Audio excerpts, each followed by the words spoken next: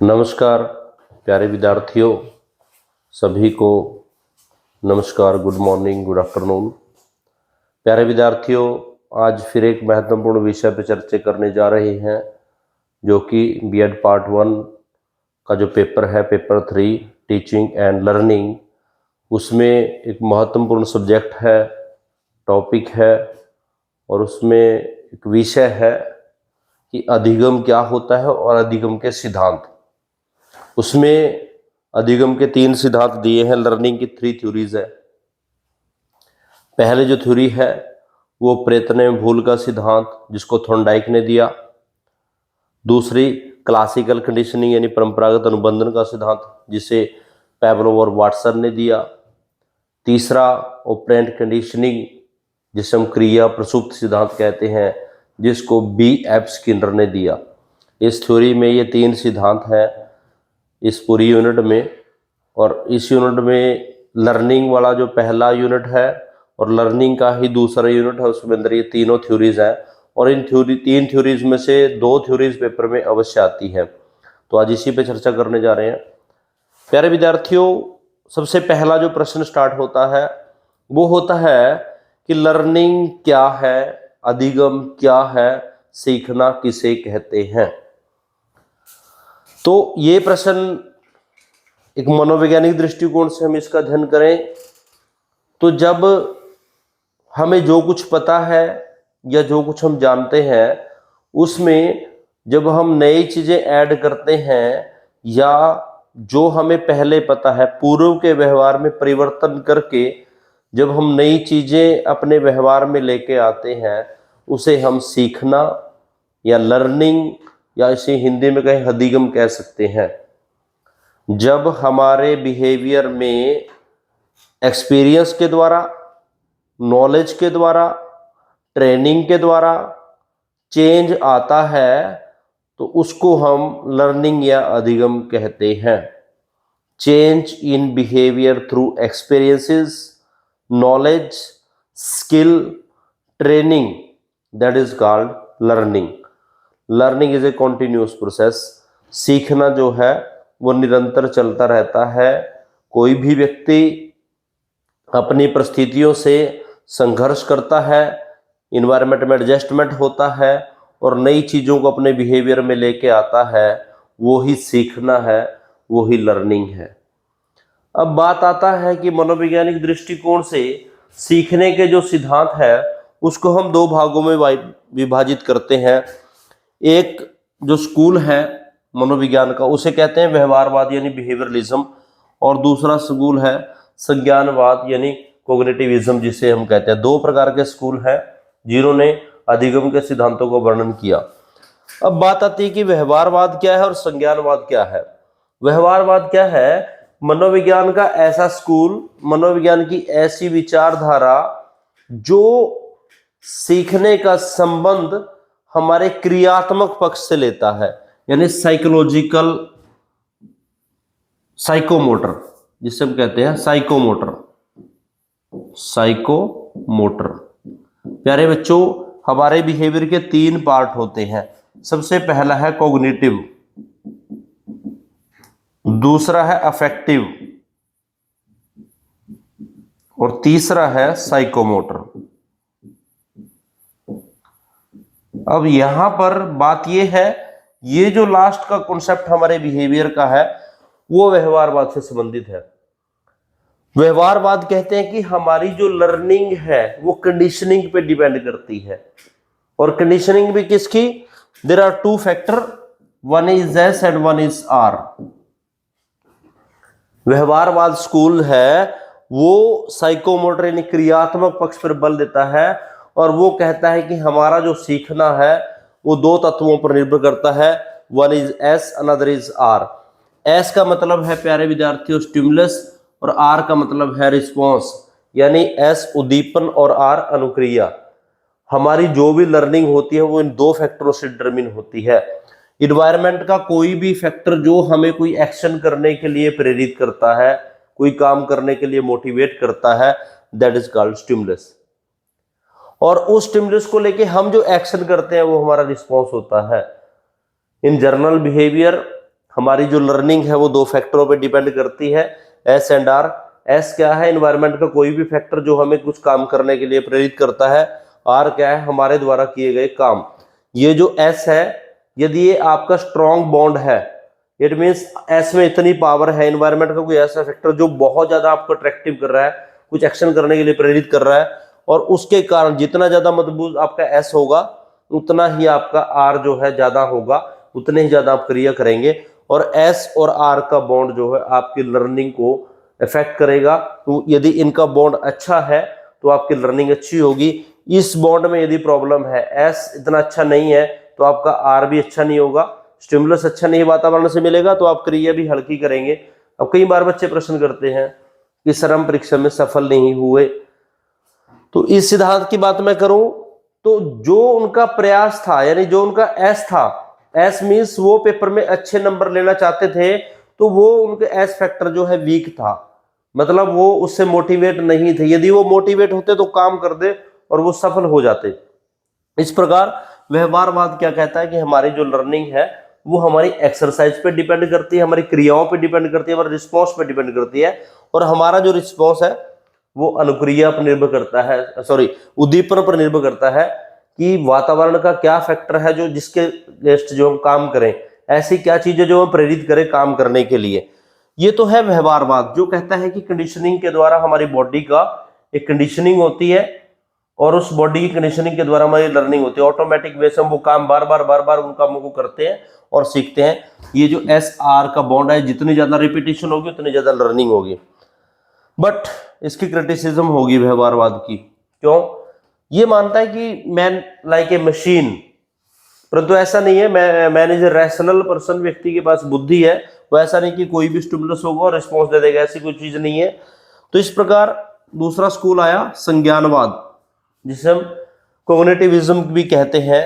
इन्होंने एक सिद्धांत दिया, अंतर्दृष्टि का सिद्धांत। इनका मानना है लर्निंग जो है वो हमारे बिहेवियर के फर्स्ट एस्पेक्ट से संबंधित है। हमारी जो लर्निंग होती है वो हमारी थिंकिंग पे, प्रॉब्लम सॉल्विंग पे, रीजनिंग पे, तर्क पे, बुद्धि पे, अंतर्दृष्टि पे, उस चीज पर निर्भर करती है।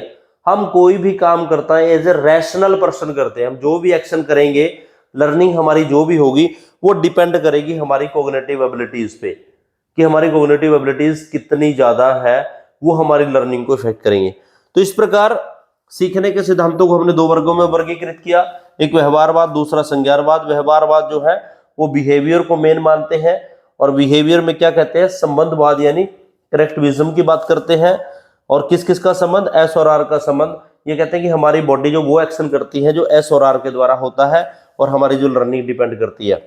दूसरा बिल्कुल अपोजिट साइड, संज्ञानवाद नाम से स्पष्ट है, मनोविज्ञान का ऐसा स्कूल जो हमारी कोग्निटिव एबिलिटी से लर्निंग को मानता है, जो कहते हैं कि सीखना जो है वो प्रयत्न एवं भूल से, एसआर से नहीं होता। सीखना हमारी अंतर्दृष्टि पे, हमारे विवेक पे, हमारे रैशनैलिटी पे, हमारी बुद्धि पे, तर्क शक्ति पे, प्रॉब्लम सॉल्विंग पे, जितनी भी हमारी मेंटल एबिलिटीज है, साइकोलॉजिकल एबिलिटीज है, उस पर डिपेंड करता है।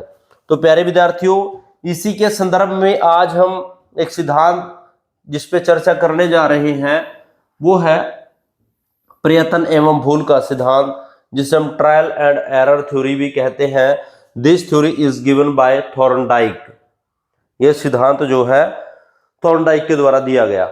अब इस सिद्धांत में क्या है ये थोड़ा सा बता दूं आपको। नाम से स्पष्ट है, प्रयत्न एवं भूल का सिद्धांत। इस सिद्धांत ने कहा है कि हमारी कोई भी जो पहली लर्निंग होती है या हम कोई भी काम सीखते हैं, तो प्रथम बार में हमारे पास बहुत सारी गलतियां होने की संभावना रहती है। या हम किसी काम को सीखते हैं तो प्रारंभ में हम बहुत गलतियां करते हैं, लेकिन जितनी ज्यादा प्रयास करते रहेंगे तो वो गलतियों का स्तर कम होता चला जाएगा, उपलब्धि का स्तर बढ़ता चला जाएगा, और एक ऐसा लेवल आता है जहां पर हमारी सफलता 100% होती है और असफलता 0% होती है। बिल्कुल ये दोनों एक इक्वेशन होती है। प्रारंभ में जो है अचीवमेंट 0, फेलियर 100% मान के चलते हैं, लेकिन धीरे धीरे जब हम प्रोसेसिंग में काम करते हैं, एक्सरसाइज करते हैं, प्रैक्टिस और ड्रिल करते हैं, उस काम को बिहेवियर में लाने की कोशिश करते हैं, तो एक लेवल ऐसा आ जाता है कि हमारे पास गलती होने की चांसेस जो है 0 हो जाते हैं, और सफलता जो है 100% होती है। इस सिद्धांत को ही प्रयत्न एवं भूल का सिद्धांत कहते हैं। That theory is given by Thorndike and this theory is name known as a SR theory. SR के बारे में मैं पहले बता चुका हूं। इस सिद्धांत को उद्दीपन अनुक्रिया सिद्धांत भी कहते हैं, क्योंकि हम जो प्रयत्न करेंगे, जो भी हमारा प्रयास रहेगा, वो डिपेंड करेगा स्टिमुलस पे। कोई भी काम कौन व्यक्ति करेगा, यदि उसको काम करने के लिए उसकी इच्छा होगी या कोई ऐसा फैक्टर जिसमें व्यक्ति का इंटरेस्ट है, तभी वो प्रयत्न करेगा। यदि उसके पास ऐसा नहीं होगा तो वह एक्सरसाइज नहीं करेगा, और यदि वो एक्सरसाइज या प्रयास ही नहीं करेगा तो गलतियां कहां से होंगी और ठीक कहां से होगा। तो कहने का अभिप्राय क्या है, जो हमारी ट्रायल है, जो हमारे प्रयत्न है, जो हमारे एक्सरसाइज है, जो हमारे रिस्पॉन्स है, वो डिपेंड करेंगे एस पे।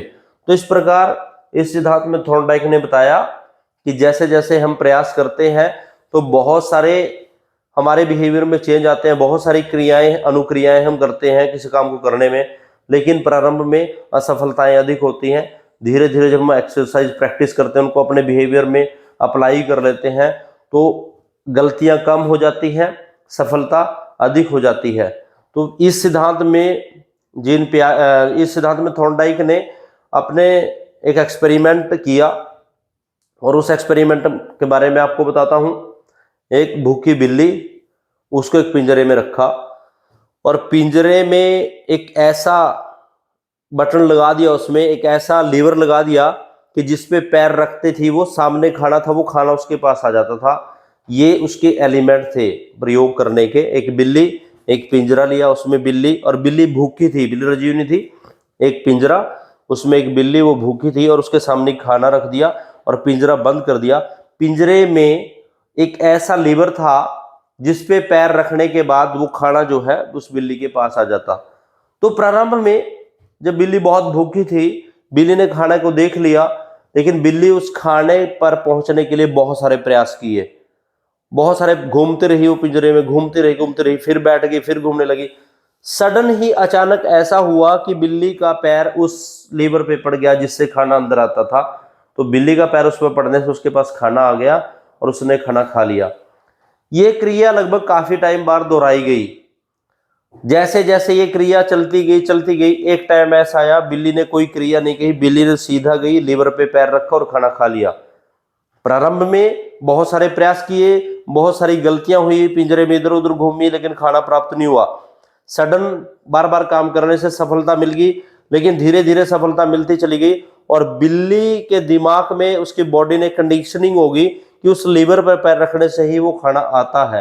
तो वहां पर उसने लास्ट अटेम्प्ट जो किया बिल्ली ने, उसमें कोई गलती नहीं की, उसने कोई प्रयास नहीं किया, उसने सीधा लीवर पे पैर रखा और खाना उसको प्राप्त हो गया।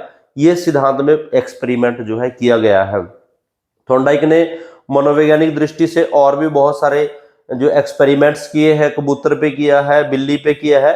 तो इस प्रकार इस सिद्धांत में एक ही चीज कही गई है कि सीखना जो है वो प्रयत्न एवं भूल, इस पे डिपेंड करता है।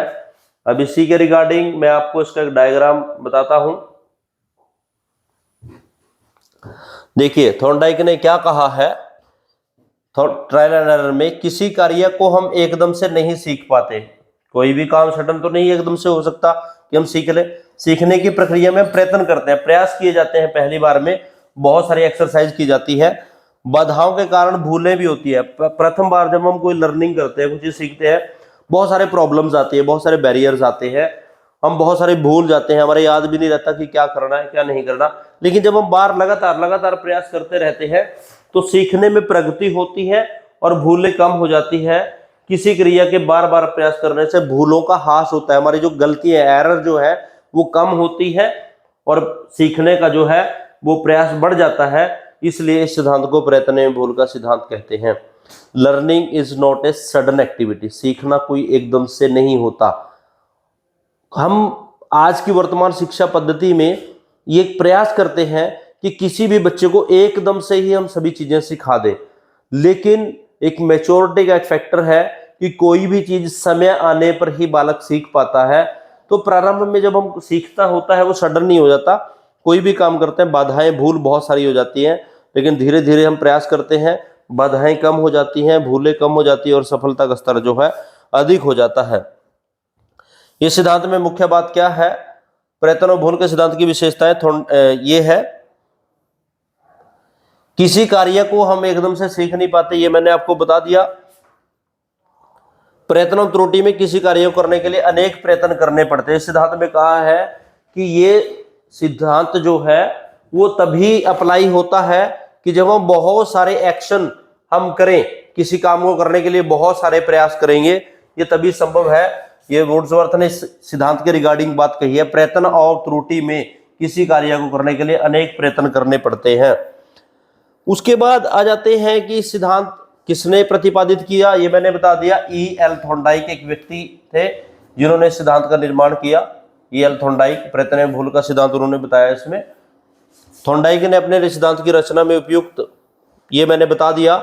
यहाँ पे उसने दो फैक्टरों की बात है, उद्दीपक होता है S और अनुक्रिया एक अपनी दक्षता के आधार पर एक S और R, दो फैक्टरों की बात की इन्होंने।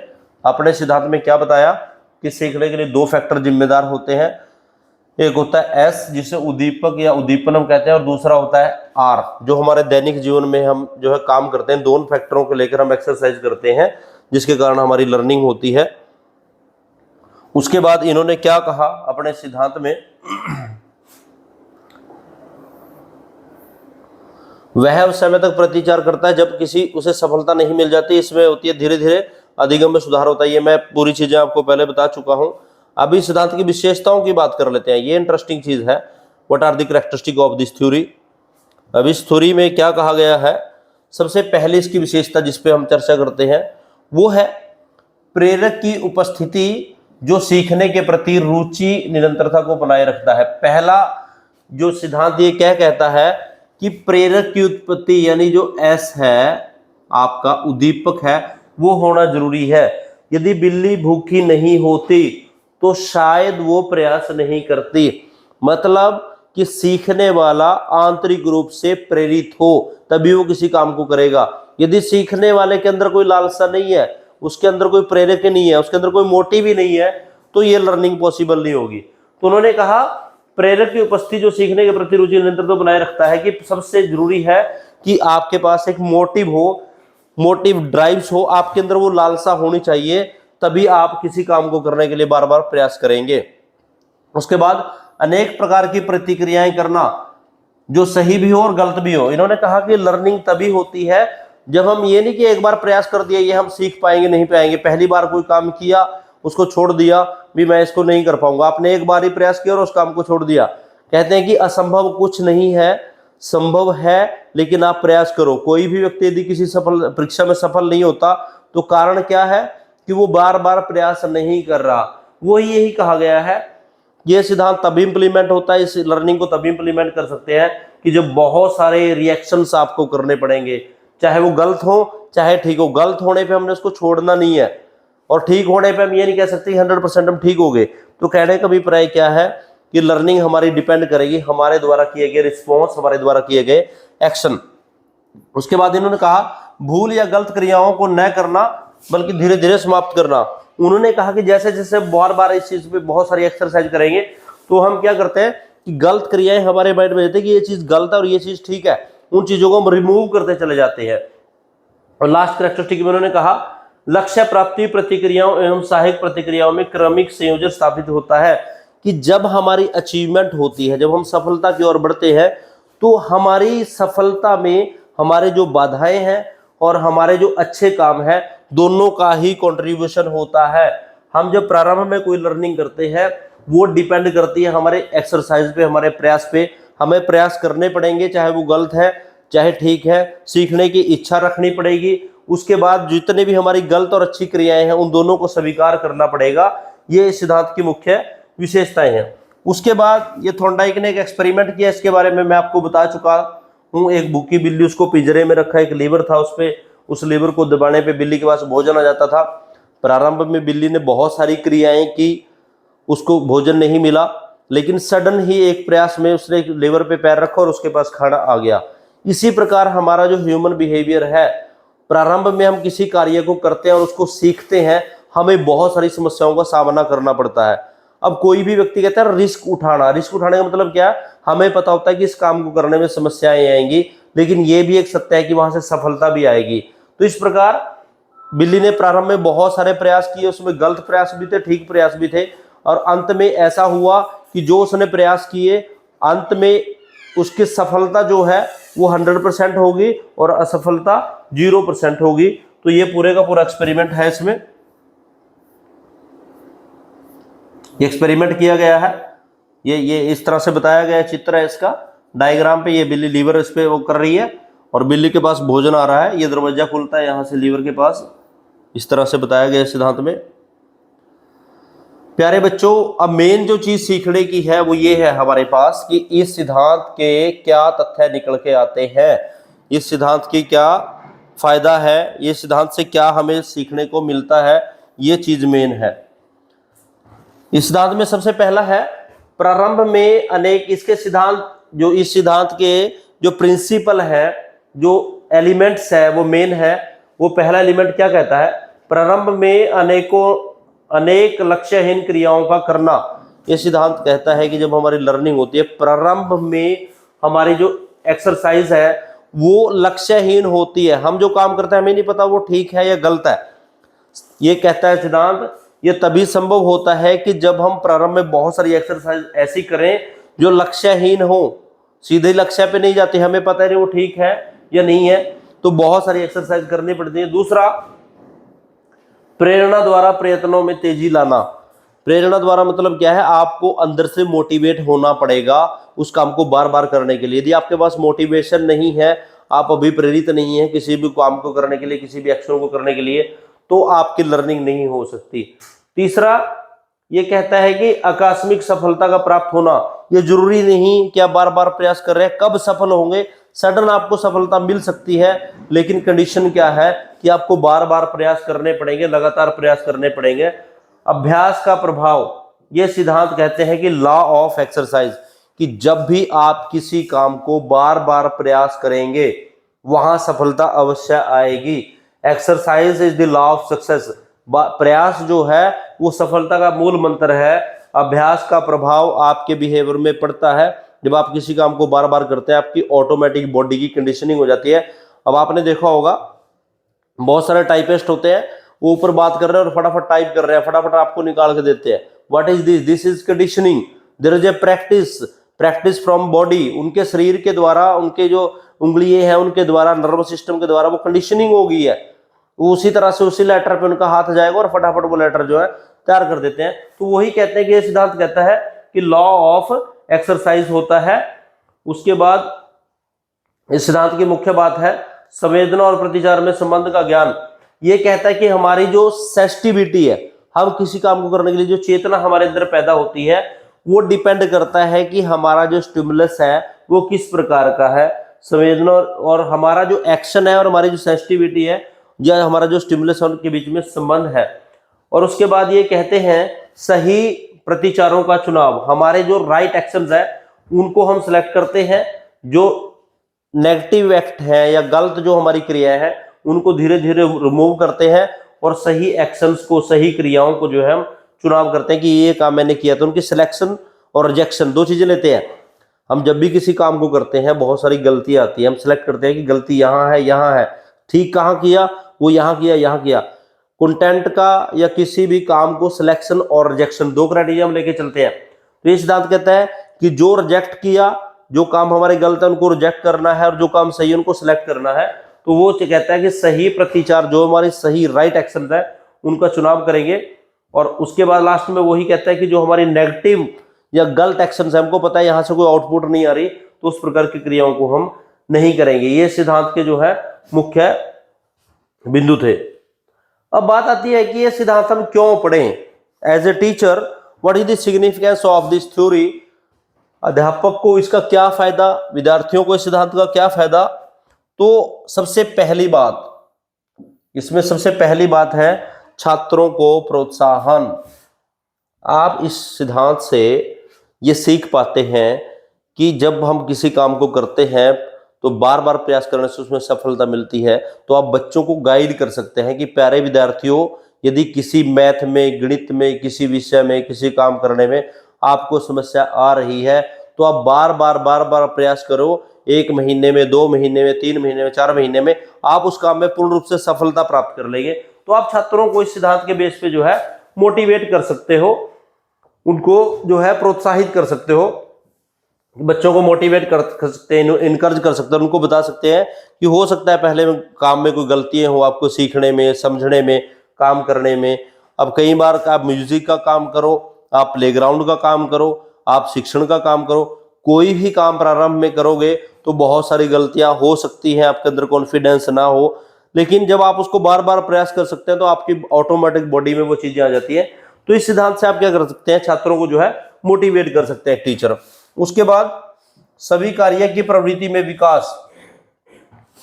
सभी कार्य की प्रवृत्ति का मतलब क्या है कि आप बच्चों के जो अच्छे कार्य है वो किसी काम को करने में गलतियां भी करेंगे और सही काम भी करेंगे, तो जो वो सही काम करते हैं उसको आप रिवार्ड देते चलिए, उनका उसके कार्य का एक निचोड़ निकालिए कि ये काम आपके गलत है और ये काम आपके सही है। जो सही वाले काम है उनको आप जो है बढ़ाइए, उनके एक्सेप्टेंस लेवल आप बता सकते हैं बच्चों को कि किसी भी कार्य को करने में समस्याएं अवश्य आती है, तो बच्चों को समझ में आएगा कि डरने की कोई बात नहीं, प्रॉब्लम जो है वो जर्नल है, हर कार्य को करने में समस्याएं आती हैं, तो उनके अंदर एक डेवलपमेंट हो जाएगी।